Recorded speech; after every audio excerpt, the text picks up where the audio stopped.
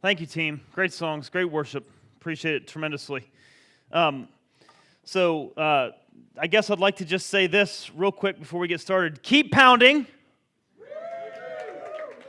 An important day, and this morning my day is filled with two winning teams, hopefully, Jesus and the Panthers. If you're not a Panthers team, I'm sorry. The first team wins. Hopefully the second team does, right? It's good. Okay, so anybody get your fill of winter done? It's all good? All right, all over? All right. So Friday we had a brutal time convincing our kids that what was happening was in fact not snow. Did anybody else have that problem? It was white, and they desperately wanted to go out and play in it. It's not snow. They insisted that it was because of the color. We knew that it wasn't because of, we're adults, and we know these things. And wow, so glad that we got a little bit of snow yesterday to get them ready for that. So, well, today we're going to have a conversation. It's a pretty important conversation. And if you don't know, we're having this, we're doing it, we're in a series called Behind the Scenes. And we're looking at some various Psalms. If you don't know the Psalms, it's a book in the Bible. It's written by worship leaders, by religious leaders, by many of them were written by a man named David, who was a warrior, he was a king, he was a poet. He was a great number of things. He did some things that in his lifetime would have landed him on the cover of Inquirer magazine. And he did some things that would have landed him on the front of Christianity Today, right? So, his experiences in life were so diverse. And so what we're doing is we're looking at the Psalms. And many of the Psalms actually are like journal entries, or they're songs that were written, songs of worship to God. Many of them are. And so it's really neat because a lot of times when you go into a religious environment, you see the people that are leading the music, or you see the people that are teaching, you see the conference speakers, the authors and whatnot. And you look at them and you think, man, if my life were like their life, like if I had their connection to God, it would be really, really good, right? And so what we're doing is we're taking a look at behind the scenes of these some predominant religious leaders, and we're realizing that they too have navigated some really crazy places in their life. And today is probably one of the darker message. Well, it is the darkest message in this entire series. And you're like, are you kidding? We've already been to some kind of dark places. But today's a really dark place. And we're going to show you how a group of worship leaders navigated through a really dark place. Before we do that, I want to say thank you to all of you. We've encouraged you to read through the book of Psalms this month, 5 Psalms a day. And to post on social media, whether it's Instagram or Facebook or Twitter, your best takeaway or a picture of the verse that you were impressed by, or your best thought as you've read through the scriptures, and to use the hashtag behind the scenes church 180, all right? Now, some of you are not sure what a hashtag is. Let me tell you, it's £. Right, £, church 180, all right? And what happens is when you do that on social media, you can actually click on that hashtag church behind the scenes church 180, and you can see what other people are sharing as well. So it's like this community trip through the book of Psalms. And so I appreciate all of you who have done that. I encourage you, especially you men, to do this. Appreciate those of you who stepped up this week. But let's do this. Let's crack open the Bible, read this, take this trip together. It's kind of fun to do it as a community, as a church. So let's do this. I want to ask you and I'm going to ask you to say it out loud, like things that we believe about God, right? Many of you were raised in the church, or have read a book or two, or have at least been around the church for a little while, and you've heard some things, you know some things about God. Some of you weren't raised in the church. Some of you, this is fairly new experience. But what I want to do is I just want to ask you to just say out loud some things that you believe, some things that we believe, some things that you think the church believes about God. You ready? Here we go. Oh, gosh, so wait a minute. Like, I've failed as a pastor, right? All right, say it again. Here we go.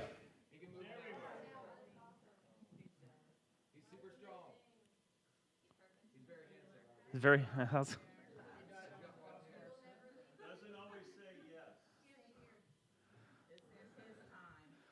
Very good. All right, so there was a great, he has a beard. That's good, right? All kinds of good stuff. All right, so, when I think about God, when I think about the things that I learned about God as a child, they would include things like this. He's loving. You ever hear that? He's patient. He's always there. He's good. He is jealous. Like, he wants us for himself. We've heard that, right? He's strong. He's wise. Like, all of these things that we've heard growing up. But let me ask you a question. Have you ever had an experience or a series of experiences in a row, right? You've had a few days or a few weeks or months or maybe even a stretch of years in which it seemed like everything that you believed about God wasn't happening, right? So I believe that God is good. I believe that God is kind. I believe that God is helpful. I believe that God is always there. I believe that God hears me when I pray. I believe that God is generous. And yet my experience is absolutely opposite of what I believe. You ever been there? Yeah. I've had a few. Most of us have, quite frankly. Probably my most recent was 2 summers ago. We are in this. We believe that the Bible teaches us to live, well, Romans 13:8 says, to owe no man anything but the debt of love. And so we've embraced that. My family has embraced that. And, we didn't always know that. We didn't always embrace that. But we're working diligently to be completely debt-free so that we can owe no man anything but the gift or the debt of love. So we're diligent. We've cut expenses. We're living as minimalistic as we can with a family of 8, and we're doing all this stuff, right? And we're consistently paying our tithe, which is the 10% that we give to God. We're doing all of the stuff that we've been raised to do. Now, if you've been here a couple years, you probably heard us talk a little bit about it. But about 2 years ago, as we're working really hard to honor God, to do what He says, right, to live financially responsible, to do all this stuff, the house that we bought in April, the backyard started caving in. And by the time it was done, we dug about a 20-foot hole, which is about 50 feet wide, and we hauled 4 dump truck loads of trees out of the backyard. That kind of put a ding in the get out of debt plan. So, we're like, God, well, that doesn't make a lot of sense, right? I mean, we could have kept those trees from rotting, right? I mean, you could have, and then about that time as we're having this conversation with God, our van engine blew up. Are you kidding? Well, that's not convenient, for a family of 8. So we went to a dealership, and we bought a vehicle, and we had it, and we were on a trip to New York. And on our way there, it started making noise, and on the way back, 8 days after we bought it, the transmission blew out. The air conditioner completely went, and a couple of other things went, and it left us stranded in Pennsylvania. And the dealer said, I'm sorry, but you're on your own. Now, I'm having this conversation with God. I'm doing what you said to do. I'm handling my money financially. I'm being financially responsible. I'm living and like you want me to live, and yet my backyard caves in, my car blows up, and then I buy this vehicle and the transmission goes out. Like, are you not engaged at any point in my life? I mean, it was a crazy time. I literally, and there were a few weeks where we literally were transporting our family of 8 around in a VW, a Bug, 8 people. You say that's breaking the law. I know God did show up there. He didn't let anybody see that, right? But to me, here's the catcher. I stand up here and I tell you, I say this to you often, that God blesses people who give Him space in their budget. Don't I? I consistently say, if you create space in your budget for God, He'll show up in that space, and that's where He does His greatest work, and I believe that. And yet I, who consistently and regularly embrace the discipline of giving to God, am having the bottom fall out. I'm like, this doesn't make sense. Everything that I believe, everything that I say, everything that I've practiced, I believe all these things, but I'm not experiencing any of it. And there's this huge disconnect. And there have been other times in my life, and other times in your life too, where I'm sure where what you believed and what you were experiencing are not aligned. And most people who believe they've had these similar experiences, here's the thing, we're not comfortable talking about them though, are we? When what we believe about God and what we're experiencing from God are not aligned, we're kind of uncomfortable talking about it. And I'm not sure why. Maybe we're scared of embarrassing God. Maybe we're afraid that if I actually say what I'm experiencing, people will think less of my God, so I'll fake it. I'll fake my God thing. Or maybe we're scared that maybe the reason I'm going through all this is because there's some kind of sin in my life, and so I don't want to say this out loud because I might reveal my secrets. I don't. For some reason, we have this fear of telling the truth about where we are in our life in relationship to God. Sometimes.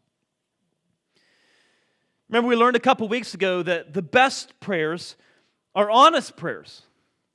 And that these should guide our conversations and with God, and these should guide our conversations with our trusted friends. And that's why we're really encouraging you to be a part of a life group, so that you can have a group of friends who you can actually have honest conversations about God.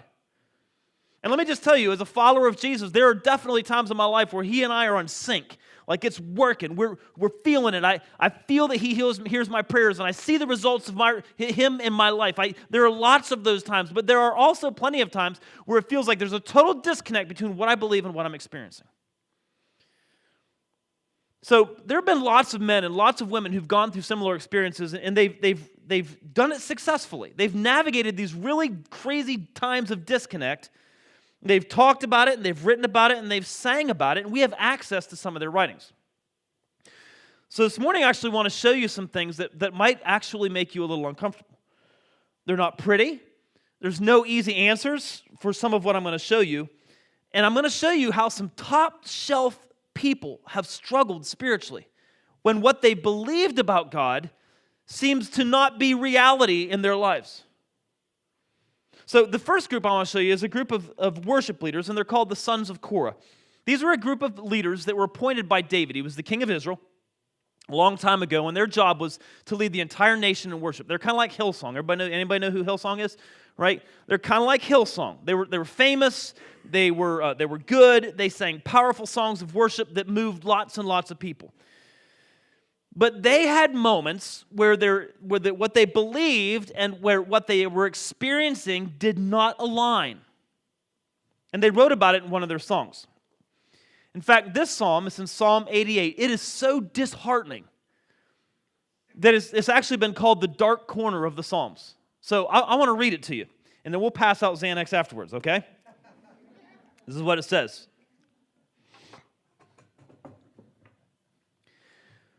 O Lord, God of my salvation. Good so far, right? I cry out to you by day, and I come to you at night. Yeah, that's good, right? We're good so far. Now hear my prayer. Listen to my cry. For my life is full of troubles, and death draws near. That's not good. I'm as good as dead, like a strong man with no strength left. They have left me among the dead, and I lie like a corpse in a grave. I'm forgotten, cut off from your care. These are worship leaders, people who know God, people who lead other people in worship, telling God, I'm as good as dead. I'm like a corpse in a grave. I'm cut off from your care. You've thrown me, God, into the lowest pit, into the darkest depths. Your anger weighs me down. With wave after wave, you've engulfed me. In other words, God, you threw me in a hole, and then you basically kept piling on so heavy, I can't even get out. You've driven my friends away by making me repulsive to them. I'm in a trap with no way of escape. My eyes are blinded by my tears. Each day I beg for your help, O Lord. I lift my hands to you for mercy, right? This is what we believe about God. He's a merciful God. And this songwriter is saying, look, I reach out to you, I beg you, I ask for mercy. I say, are your wonderful deeds of any use to the dead because I'm about to die? Do the dead rise up and praise you? Of course not. Can those in the grave declare your unfailing love? Because that's where I am. Can they proclaim your faithfulness in the place of destruction? Because that's where I am. I mean, in other words, God, if you don't soon do something in this really dark place, I can't keep this up. Can darkness speak of your wonderful deeds? Can anyone in the land of forgetfulness talk about your righteousness? Lord, I cry out to you. I will keep on pleading day by day. Right? That's a good thing. Patience, stay in the game, wait on God. Lord, why do you reject me? Why do you turn your face from me? Remember who these are. Like, these are upfront people. These are people with a strong connection to God. said, I've been sick and close to death since my youth. I stand helpless and desperate before your terrors. Your fierce anger has overwhelmed me. Your terrors have paralyzed me. They swirl around me like floodwaters all day long. They've engulfed me completely. You've taken my companions and my loved ones. And then this is the last sentence in their prayer. Look what they say. Darkness is my closest friend. I mean, most Psalms don't end like this. If you read through the Psalms, one of the things you'll find is that normally whoever's writing the song or the poem or the journal entry will say things like, man, you're coming down really hard on me, God. This is tough. My friends are walking out on me. My enemies are crushing me. But God, you're going to save me. Most Psalms end like this, except this one. This Psalm says, God, I'm being crushed. I can't hardly live like this. This is terrible.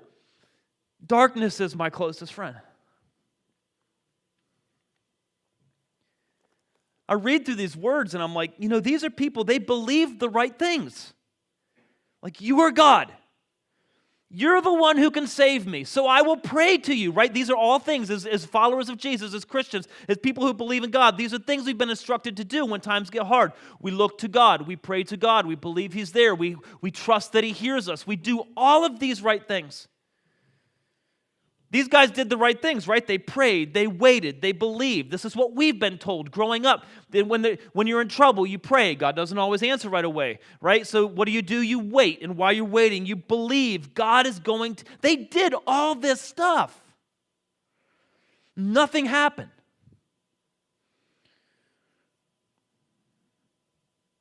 Their last sentence is, darkness is my closest friend. Now, when I read this, I know what that feels like. I've written in my Bible before, like, why doesn't this happen in my life? And I know I'm not the only person in this room who has gone through this place. In fact, some of you in this room may actually be in this place right now. I believe all the right things about God. I'm doing the right things. I'm not doing anything that's wrong. I'm not doing anything that's self-destructive. I'm doing the right things, and yet there seems to be this huge disconnect between what I believe and what I'm experiencing. It happened to the sons of Korah, worship leaders, men who were called to lead other people in worship, men who knew God. They had the same experience. But here's the thing, that was a long time ago. So let me just fast forward, a couple thousand years. You know who this is? Mother Teresa. She died in 1997. And after her death, a collection of her private writings, her correspondence with a lot of her spiritual mentors. Actually, it was a collection of letters that had been collected and kept over a period of 60 plus years. Writings. And this collection, which she originally intended and hoped would be destroyed, was in fact not destroyed. It was published. And the reason she wanted it destroyed was because it was so dark, so raw, so behind the scenes that she was concerned, like the writer of the poem that we looked at a couple weeks ago, Psalm 73. One of her concerns was that if people see this, they may struggle and wonder about my God. It was that dark, that raw. The book is called Come Be My Light. One commentator actually said about this book, he said, this is a new ministry for Mother Teresa. It's a written ministry of her interior life. He says it may be remembered as just as important as her ministry to the poor. This is what she's known for, her ministry to the poor. But commentators on this latest book, which was released in 2009, are actually saying this could be her second ministry. It would be a ministry to people who have experienced some doubt. Anybody ever experienced doubt? It would be a ministry to some people who've experienced the absence of God in their lives. And the commentator says this. And you know who that is? You know who's experienced doubt? You know who's experienced the absence of God in their lives?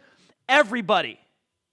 Atheists, doubters, seekers, believers, everyone. Every single person in the world has gone through moments and periods of time where it seems like God is gone. It's really dark. In 2007, Time Magazine actually published a long article on this book, and we've actually posted it on our Facebook page, facebook.com/mychurch180, and I would strongly encourage you to read this article. And in it, Mother Teresa wrote once to one of her spiritual confidants. She said, Jesus has a very special love for you. This is her, right? The face of, when you think of Christ's likeness, when you think of warmth and hospitality and love and grace, you think of Mother Teresa. She says, listen, Jesus has a very special love for you. But as for me, the silence and emptiness is so great that I look and do not see. I listen and do not hear. My tongue moves in prayer but does not speak. She said to her mentor, she said, I want you to pray for me that I'll let him have a free hand. In other words, that I'll continue to follow him. This is Mother Teresa. What she believed and what she was experiencing were not in alignment, just like the sons of Korah. One of the commentators is in this Times article, the Time magazine article, wrote this about her. He said, everything she's experiencing is what average believers experience in their spiritual lives. I've known scorns of people who have felt abandoned by God and had doubts about God's existence. And this book expresses that in such a stunning way, but shows her full, complete trust at the same time. Who would have thought that the person who was considered the most faithful woman in the world struggled like that with her faith? The sons of Korah, Mother Teresa, every spiritual leader that you've known. Some spiritual leaders are honest enough to say it. Many are not. Many will talk about getting to a place where it's all good, it's all joy, it's all smiles, it's all laughter, you just got to follow this formula and everything will be good. I'm going to tell you, if you look behind the scenes, you're going to see the truth, and that is this. There are periods in your life where what you believe and what you're experiencing do not align. Now, if you're there, sometimes the fix is easy. Sometimes a pastor or a friend can tell you things, they can tell you what to do to fix the problem. Like, for instance, stop lying. Stop cheating. Stop stealing. Stop having an affair. Stop whatever it is that you're doing. That's why God's not showing up in a big way in your life. Stop being an idiot, right? Or it might be something like this. Hey, start doing some things. Like, start engaging in prayer. Start carving out time to hear from God through His Bible. Start bringing friends into your life who will love you enough to speak the truth into your life, who will love you enough to walk with. Stop doing this stuff, start doing this stuff, and you're likely to experience the presence of God. Sometimes the fix is that easy. Sometimes it's an emotional problem or a mental problem that a psychologist or a counselor can help you navigate your way through. Sometimes it's a physical problem that a medical doctor or a physical therapist can help you navigate your way through. But sometimes it's not that easy. I mean, sometimes you're doing all the right things, and it's still dark, and it's still quiet. You pray the right prayers. You read your Bible. You put yourself in the community of believers who are willing to speak truth into your life and love you and encourage you. You do all the right things, and yet it's still quiet. This happens to the best of people. You need proof? Remember what Jesus said when He was hanging on the cross? Look at this. My God, why have you, say it? He did nothing wrong, and yet it was still dark. He did everything right. He believed all the right things. He did all the right things. And even our leader, Jesus, went through an extraordinarily dark place in His life. Now, here's the truth.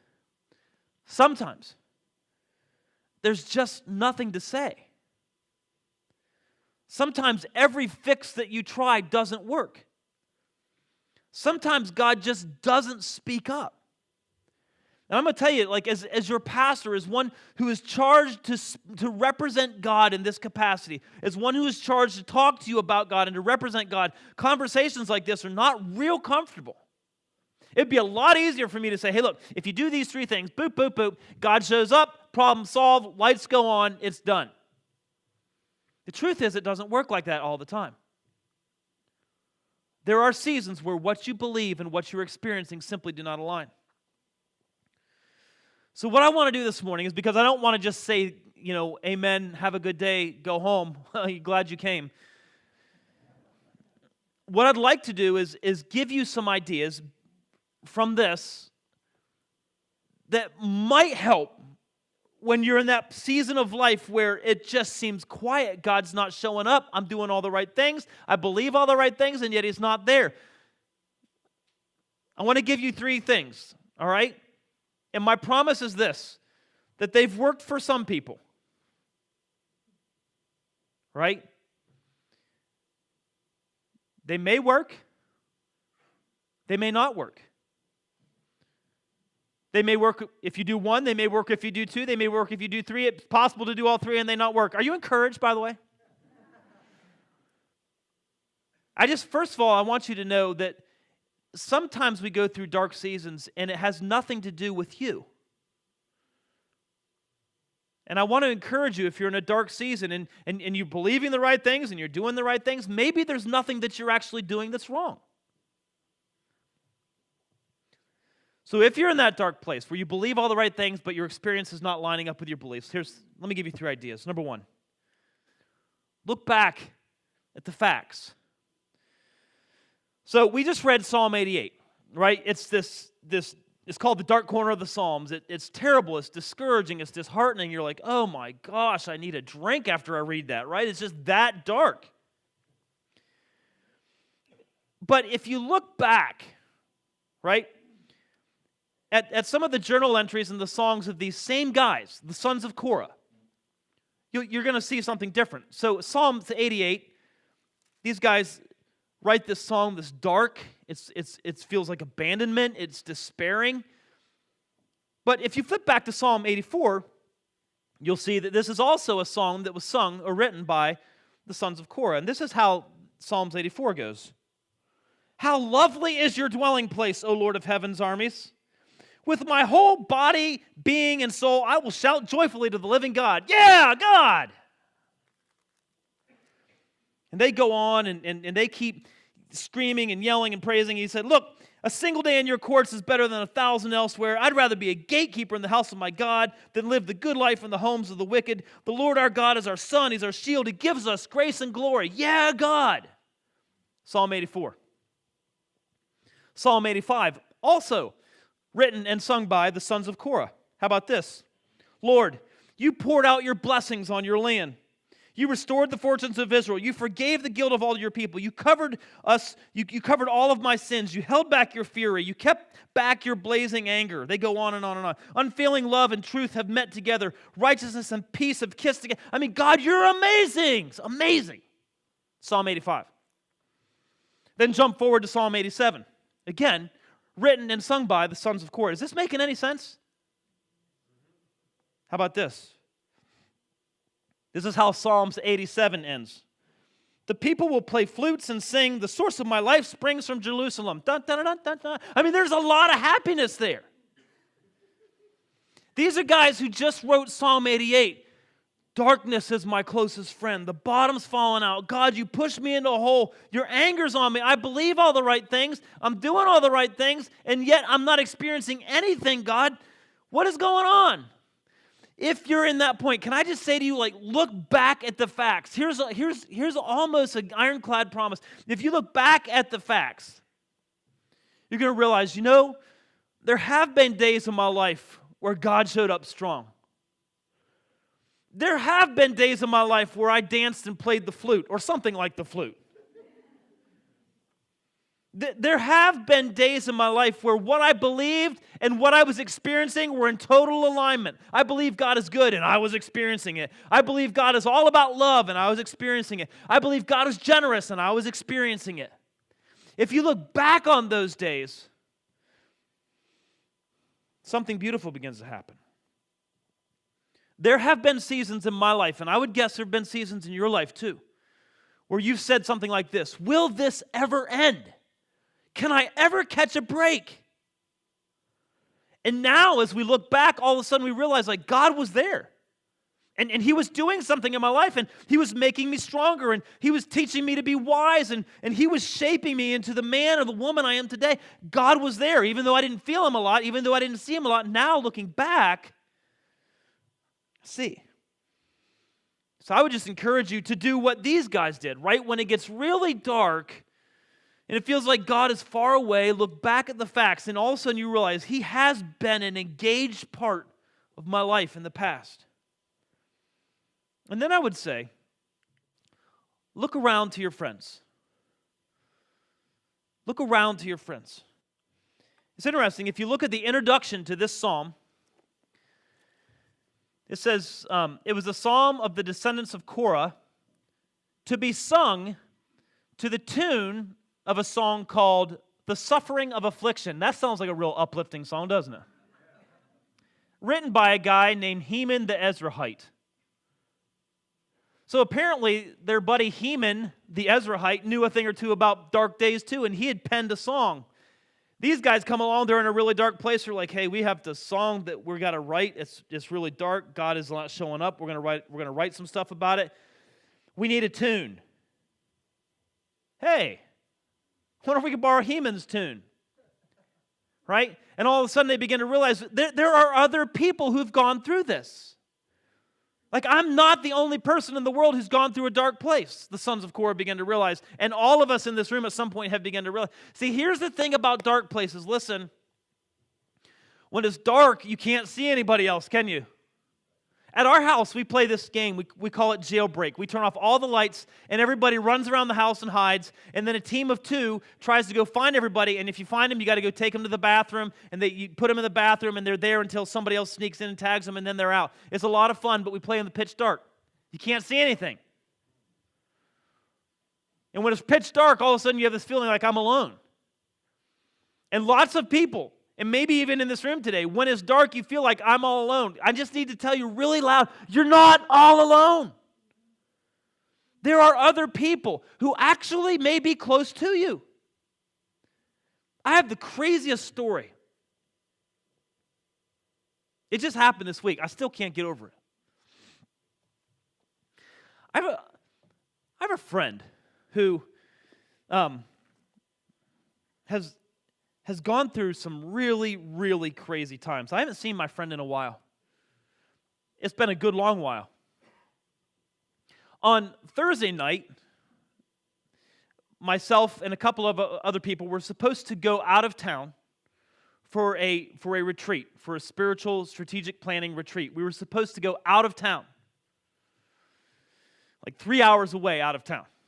Well, you know what happened Thursday night, right?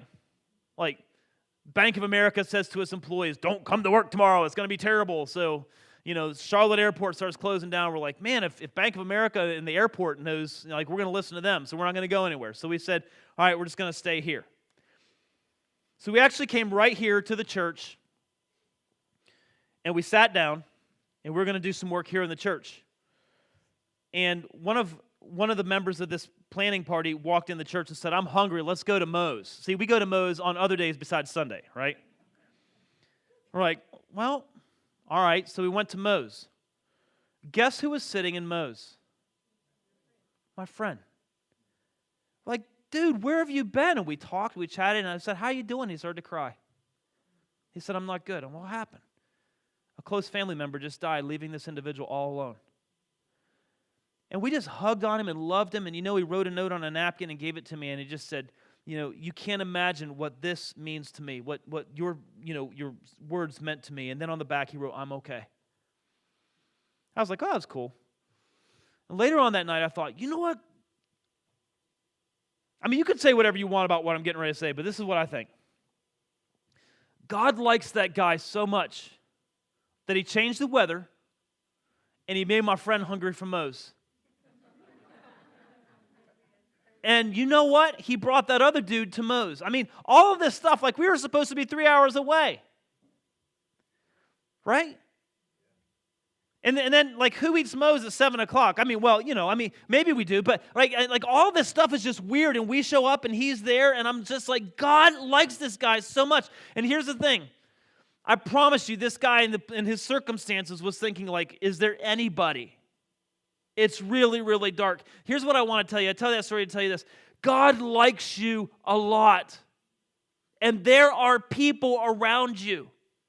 And sometimes God speaks more clearly through people than he does through the whisper in the air. Listen, this is why we do life groups. Because we know everybody goes through dark places. Please don't do that alone. The job of the church is to love one another, to encourage one another, to help one another. This is so important. When you're in a dark place, men especially, we need this. Because men, sometimes we tend to take on the solo warrior. I can do this all myself, and it builds up, and it builds up, and it builds up, and it builds up, and we lash out at our wives, and we yell at our kids, and we get cranky at work, and we go too fast, and then we get a speeding ticket, and all this stuff happens because we're in a dark place, and we don't have anybody to process, to encourage, to fight with, to pray with, to laugh with, to cry with. It's crazy. I would just say, if you're in the dark place, you look back at the facts. God has been in your past. He has showed up in your past. Look around at your friends. There are people who genuinely love you and will walk with you through this dark place. And then finally, I would say this. With the little bit of faith that you have left, look ahead. So we just wrapped up Psalm 88. It ends like this. The darkness is my closest friend. But the very next psalm, Psalm 89, starts like this. I will sing of the Lord's unfailing love forever. Look at this. This is what it says.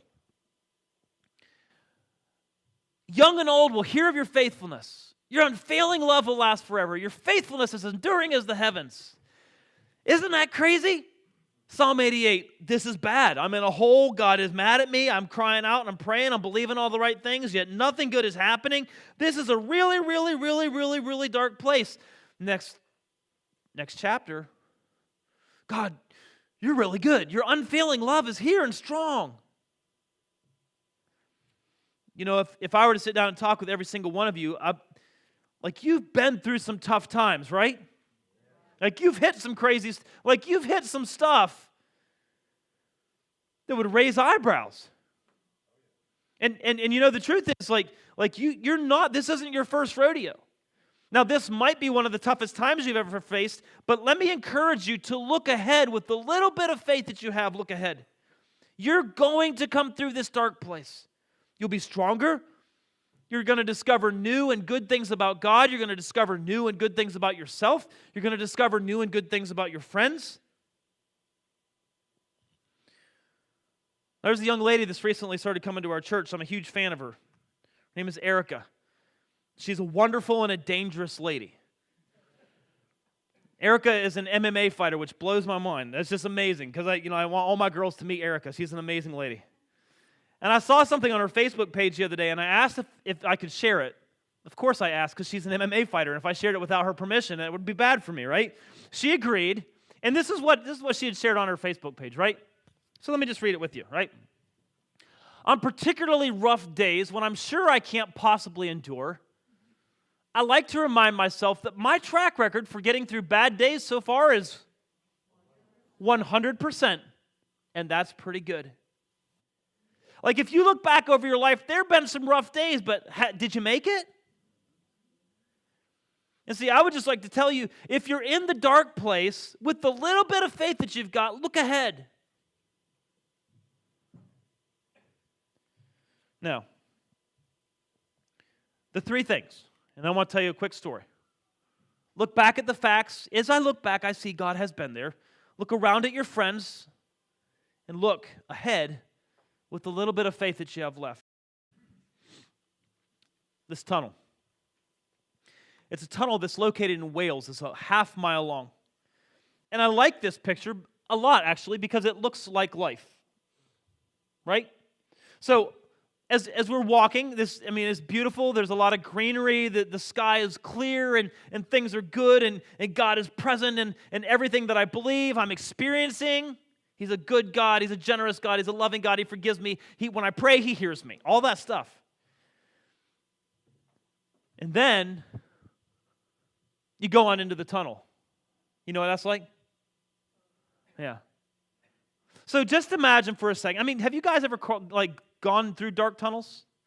When I was a kid, we remember that, you know, those big aqueducts underneath the roads, like those huge pipes that they have underneath the roads for water to flow through them. We used to crawl through those. It's crazy. So just imagine that, like, you're walking through this. You and a friend, you're walking through this dark tunnel. It's a half-mile long. And about a quarter of the way in, you drop your flashlight. Right? Now, because you're economical, you bought your flashlight at Dollar General, right? So when you drop it, you know what happens, right? Pitch dark. Now, you can sit down and cry and stay there. You can run back from where you came, or you can look at the facts, right? You can look back at the facts, and you can see that little tiny dot of light at the end of the tunnel and realize there's still light outside, right? The light is still outside. The world hasn't just completely collapsed now. Even though I'm in the pitch dark, I see way back there, it's still light outside. You can look to your friend for help. You can say, you know, hey, do you have a light, right? And you can look ahead with faith that if you follow the rail, it will in fact lead you to the other side. Now here's what I love about this picture. This picture can be one of two angles, right? If we're walking this way, it can look like we're walking into the tunnel, correct? If we're walking this way, it looks like we just came out of the tunnel. I love that.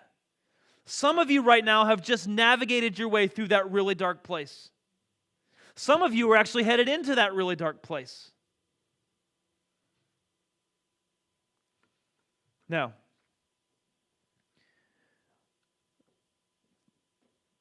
I want this morning for us to do something. I want to take just a few minutes to be honest with God about what you're doing and what you're going through.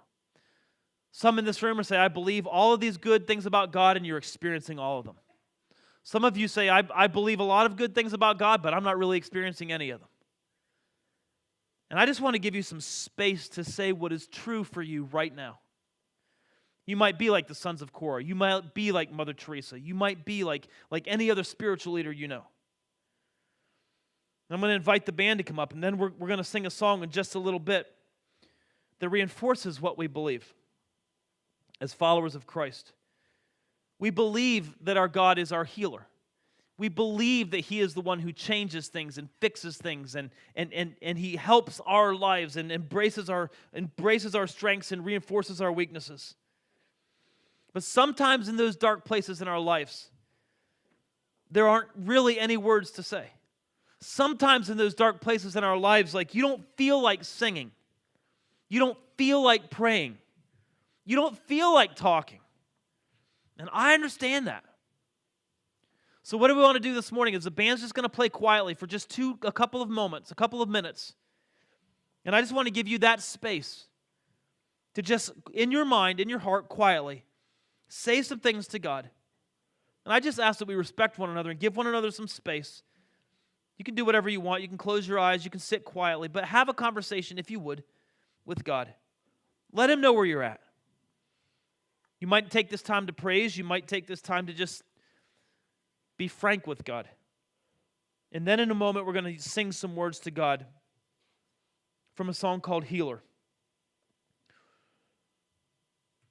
It goes like this. You hold my every moment. You calm my raging seas. You walk with me through fire. You heal all my disease. I trust in you. I believe you're my healer. I believe you're all I need. I believe in you, Lord. I believe you're my portion. You're more than enough for me. Jesus, you're all I need. You're my healer. The band is going to play, and then after a couple moments, I'm going to pray, and then we're going to sing this song to God in prayer. Would you just take these moments and just breathe quietly to God?